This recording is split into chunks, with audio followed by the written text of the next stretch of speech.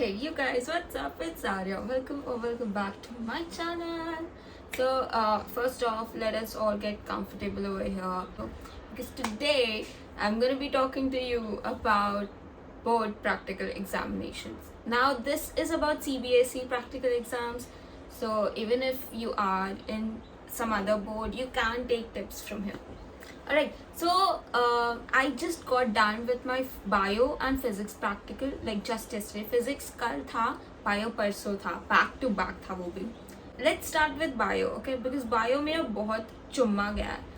हम लोग को हमारी स्कूल हाफ ईयरली एग्जाम्स में भी और प्रीलिम एग्जाम्स में भी प्रैक्टिकल दे दिया हमारा, तो वैसा हमारा प्रैक्टिस भी हो जाता है.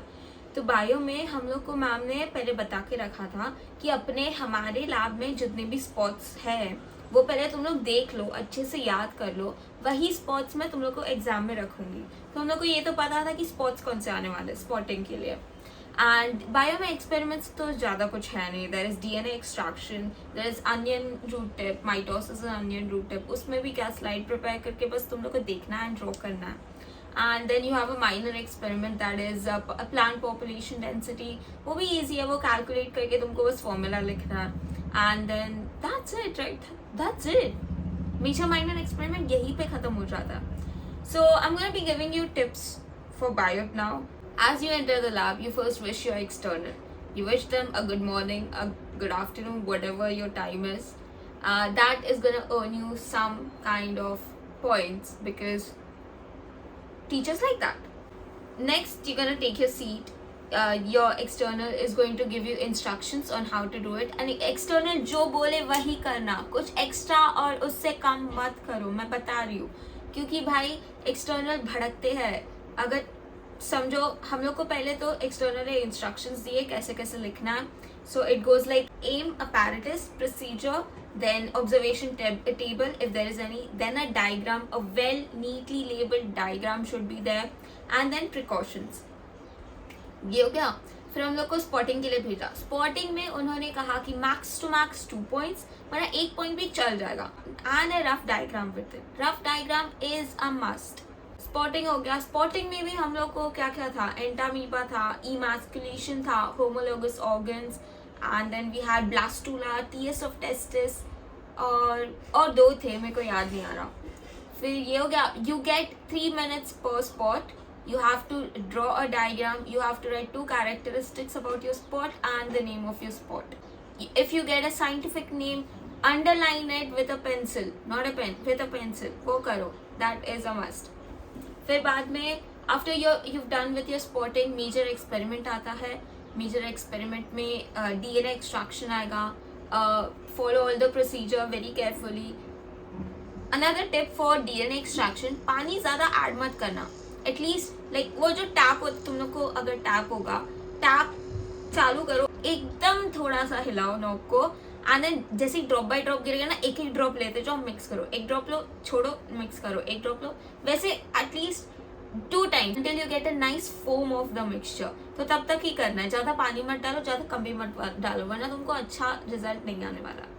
फिर बाद में when you're done with DNA extraction, you come to onion root tip. Onion root tip में ज़्यादा रूट टिप्स मत लेना. I suggest 1 to 2 root tips ही लो. Squash them nicely and then view under the microscope. पहले 10x पे देखो. First you find the region where you have to observe it, and then 45x पे जाके तुम लोग को अच्छे से ऑब्जर्व करने मिलेगा. So that's that. फिर बाद में when you called for viva, as you sit, first wish your external good morning sir और ma'am, whatever. Then you introduce yourself. My board roll, my name is blah blah, my board roll number is blah blah, and my project is on this. So my project was on cystic fibrosis. The first question that my external asked me was, what do you mean by cystic fibrosis? So you should know what your project means. Then he asked me, how is it caused, what are the symptoms? So वो project तो तुमको पूरा रट्टा होना ही चाहिए क्योंकि तुम 2 साल से वही चीज़ पढ़ रहे हो. ओके, तो फिर वो रट्टा मार लिए, तुम वो बता दिए. फिर anything, any word that you speak out of your mouth that is related to your theory part, the textbook part जो भी है, वो तुमको पता होना चाहिए कि तुम्हारे प्रोजेक्ट में ये पार्ट है वो टेक्स्ट बुक से रिलेटेड है. तो वो भी अच्छे से पढ़ के जानो. बिकॉज मैंने बोल दिया कि cystic fibrosis is caused due to a mutation in a single CFTR gene. सो मेरे एक्सटर्नल ने म्यूटेशन वर्ड पकड़ लिया and he asked me what is mutation, what are the diseases that are caused by mutation. So those are the questions they can ask you. मेरे को इतना पूछ के तो छोड़ दिया, बट बाकी when I was listening to मेरे दूसरे दोस्तों के वाइवा जब मैं सुन रही थी, तो ही वाज आस्किंग देम कि what are some topics in biology that you are thorough with. So there must be 2 chapters that you are thorough with in biology, be it sexual reproduction or reproductive health or another chapter in ecology. 2 chapter तो आने ही चाहिए. मतलब तुमको अगर external ऐसा पूछता है कि तुमको कुछ नहीं आ रहा बेटा, तुम ही बता दो तुमको क्या आता है, तो तुमको ये टॉपिक तो अच्छे से आना ही चाहिए. That will earn you marks. भले 1 मार्क जाएगा कि एक्सटर्नल ने तुमको पूछा तुमको कुछ नहीं आ रहा, बट तुमको दूसरे मार्क्स नहीं खोने अभी. फिर बाद में कमिंग टू थियोरी में ज़्यादा टाइम वेस्ट नहीं करना है तुमको. पहले एम लिख दिया, फिर अपैरेटस लिख दिया, फिर प्रोसीजर में भी शॉर्ट में लिख दो, 2 to 3 पॉइंट्स में प्रोसीजर खत्म करना है. फिर ऑब्जर्वेशन टेबल ढंग से बनाना है, नीटली एकदम, और नीचे रिजल्ट लिखना इज अ मस्ट. रिजल्ट पता होना चाहिए तुमको कैसे लिखना और क्या लिखना है. रिजल्ट लिखने के बाद प्रिकॉशंस भी ठोकते मत जाओ. प्रिकॉशंस भी थोड़ा बहुत ऊपर से पढ़ लो, मतलब तुमको याद आएगा. Maintain a good behaviour in your lab. मतलब भले ही तुमने पूरा साल फालतूगिरी किया है, वो मत करो. अभी एक दिन तो थोड़ा डिसिप्लिन में रहो, जाके ऐसा शांत रहो with a calm mind. Even if you get tense, drink water, stay hydrated, breathe. Don't मतलब नर्वस मत होना वहाँ पे जाके. एक्सटर्नल को दिखाओ मत कि तुम नर्वस हो रहे हो, थोड़ी सी एक्टिंग सीख लो, नर्वस मत रहो. When external looks at you, maintain eye contact. Eye contact is a must. Body language होना. A posture which shows you're confident enough to give answers. That is a must. So that was it for biology, you guys. Next up, we come to physics. Physics is something everyone is kind of stressed about.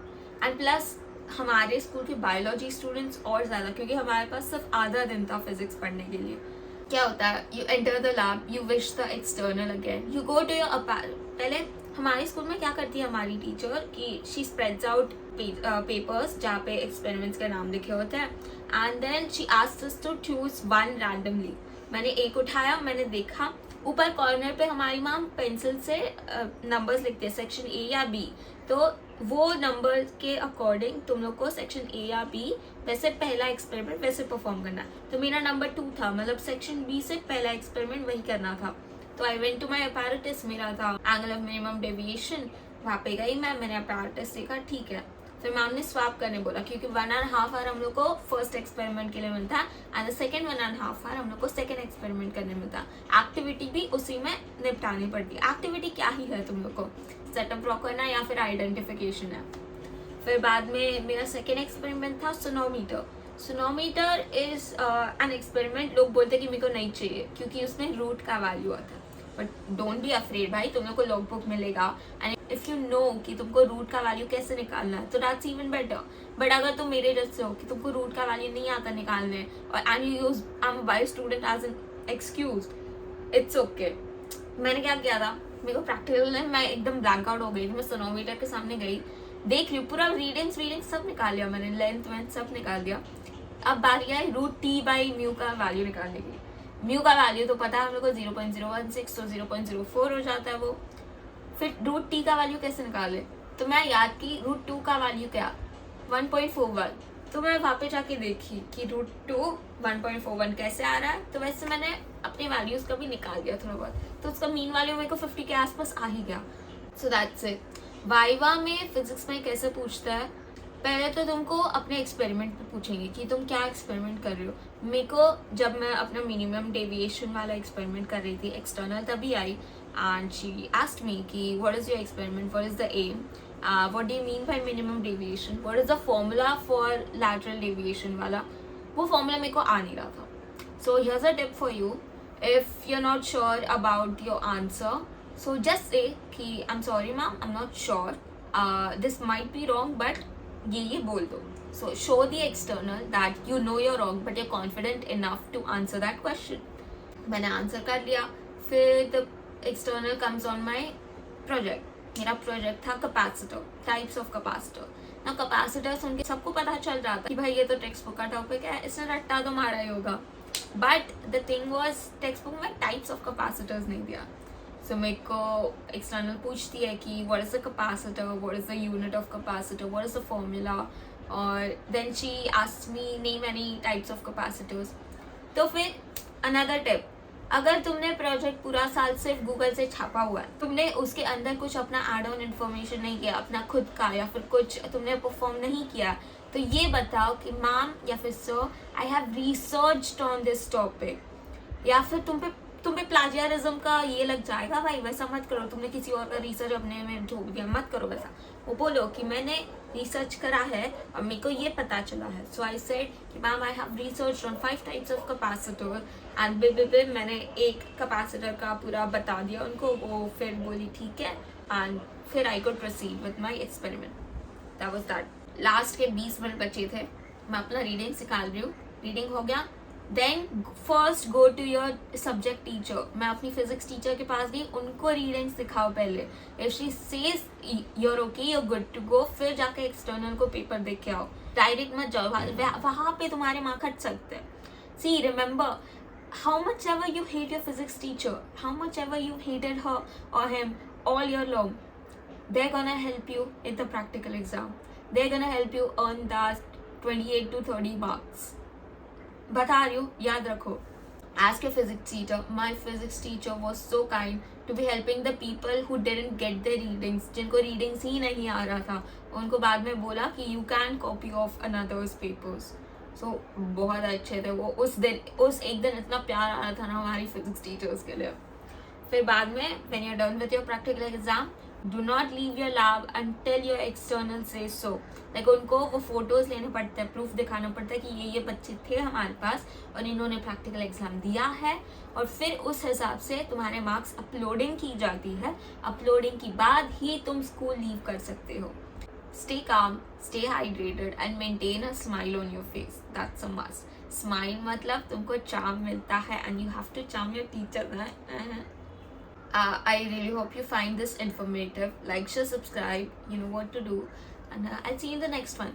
The next one will be about grade 11 topics. Someone asked me to make a video on. So stay tuned for that. Bye.